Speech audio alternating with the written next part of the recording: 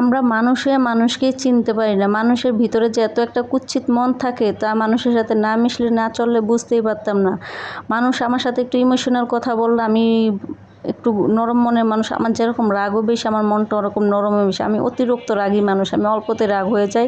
কিন্তু মানুষ যখন একটু ইমোশনাল কথা বলে তখন আমার মনটা এত ঘোলা যায়, পরবর্তীতে আমি ভাবি যে না, এই মানুষটা আসলে অনেক ভালো, তার সাথে আমার মনে মেশাটা উচিত। কিন্তু মানুষের সাথে মিশলে যে মানুষ এতটা বিশ্বাসঘাতকতা করে সেটা কখনোই বুঝতে পারতাম না যদি মানুষের সাথে না মিশতাম। আগে আমি অনেকের সাথে মিশতাম, এখন আর মিশি না, কারণ এখন মানুষকে আমার চেনা হয়ে গেছে। কারণ মানুষকে আপনি খাওয়াইতে পারবেন, দিতে পারবেন, তার কথা মতো চলতে পারবেন, তার হতে নাতে না বলবেন তাহলে আপনি ভালো। আর যদি না হ্যাঁতে না বলেন, নাতে বলেন তাহলে আপনি খারাপ। তার মন পাও আপনার কোনো উপায় নেই, কারণ সে আপনাকে আর করে না যে ও আমার মনের মতো হয়, আমার কথা শুনে না, আমার করে না, আমার কথার উল্টা অন্য কথা বলে, সে আমি যেটা বলি সেটা শুনে না। আপনি যদি ভুল কথা বলেন আমার কি সেটা শোনা লাগবে না? আমার সেটা আমি শুনতে বাধ্য না, কারণ আমি বুঝি কোনটা ভালো কোনটা খারাপ। তা আমি মানুষকে যখন ভালোবাসি না, আমার মন প্রাণ সব দিয়ে ভালোবাসি, তাকে বিশ্বাস করি, তাকে আমি মন থেকে বিশ্বাস করি। কিন্তু মানুষ আমার সরলতার সুযোগ নিয়ে বিশ্বাসঘাতকতা করে, যে এই মানুষটা খুবই সহজে মানুষকে বিশ্বাস করে ফেলে, তাকে আমার মনের ভিতরে আস্তে আস্তে আস্তে আস্তে ঢুকে পরে কথায় আছে না, সুইচ হয়ে ঢুকে ফাল হয়ে বেরোয়, এরকমটা আমার সাথে হয়।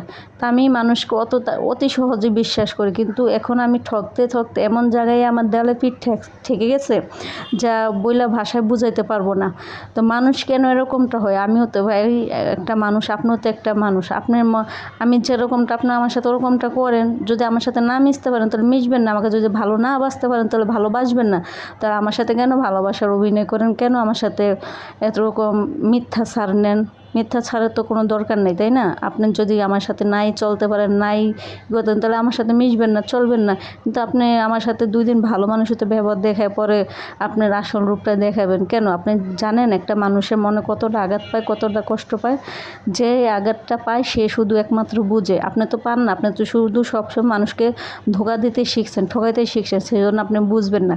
কিন্তু একদিন বুঝবেন, উপর আল্লাহ একজন আছে, উনি সঠিক বিচার করবে। মানুষ তো কখনো মানুষের বিচার করতে পারে না। হ্যাঁ পারে, অনেক দেরি করে, কিন্তু মানুষ বুঝতে পারে না। কিন্তু আল্লাহ বিচার করে অনেক দেরি করে। কথাটা একটু নেগেটিভ হয়ে গেছে যে আল্লাহ বিচার করে আস্তে ধীরে, মানুষকে যাতে না বুঝতে পারে। কিন্তু আল্লাহর বিচার আল্লাহই করে দেয়, মানুষ আর করা লাগে না। সবাই তো সবার বিচার করতে পারে না। যার ক্ষমতা আছে, যার টাকা আছে, সে মানুষের বিচার করতে পারে। আমার মতো সাধারণ মানুষ তো কারোর বিচার করতে পারবে না, তাই না?